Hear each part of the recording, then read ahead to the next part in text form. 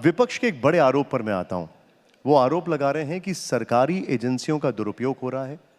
उनका यह आरोप है कि ईडी जैसी एजेंसियों का गलत इस्तेमाल हो रहा है। देखिए, ये हमारा भ्रष्टाचार के विरुद्ध अभियान है। किसी कांग्रेस के एमपी के घर से 350 करोड़ रुपया मिले, कैश मिले, और कोई कहेगा हम पर कोई कार्यवाही नहीं करो क्योंकि हम एमपी साहब हैं। किसी मंत्री के घर में, तृणमूल कांग्रेस के घर से 51 करोड़ रुपया कैश मिले, गिनने के लिए मशीन कम पड़ जाए, गर्म हो जाए मशीन एसबीआई की, और वो कहेंगे हम पर कार्यवाही न करो भैया।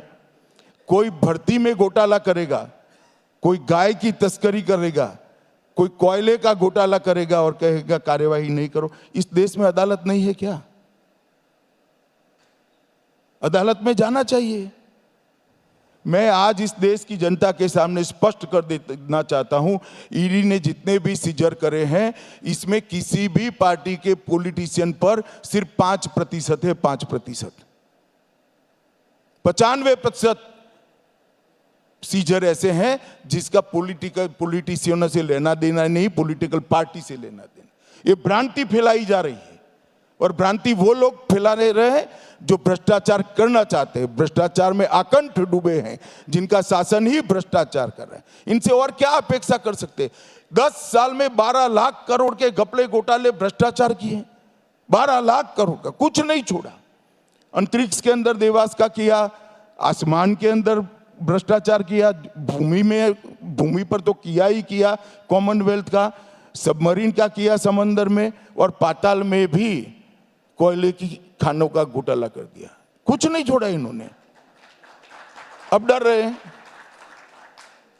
भाई, अग्रिम जमानत के लिए चले जाओ, अगर अरेस्ट करते तो जमानत कर कर बाहर आ जाओ, स्टे ले लो इंक्वायरी पर। ढेर सारे रास्ते हैं, और सब भारत के सबसे अच्छे वकील तो वहीं शरण में है, एक ही पार्टी में है, कांग्रेस पार्टी में।